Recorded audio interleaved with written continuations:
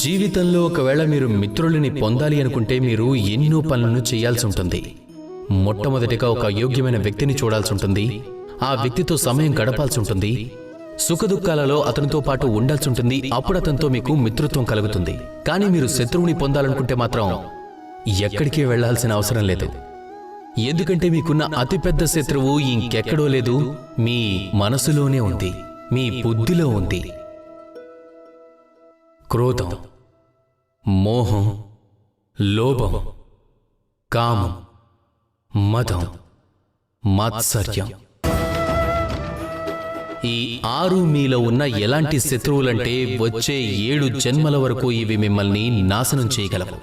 ఒకవేళ మీరు వీటిని నియంత్రించలేకపోతే, ఒకవేళ మీరు వీటితో యుద్ధం చేయాలి అనుకుంటే అది మహాభారతంతో సమానం. ఇందులో అర్జునుడు మీరే, అలాగే కృష్ణుడు కూడా మీరే. ఎందుకంటే ఈ యుద్ధం వేరే ఎవరితోనూ కాదు, మీతో మీరే చేస్తారు. మీ మనస్సాక్షితోనే యుద్ధం. ఇందులో మీరు గెలవాలంటే దానికి నియంత్రణ, నిరంతర ప్రయత్నమే దారి. కనుక అదే చెయ్యండి. ఈ 6 శత్రువులను సంహరించండి.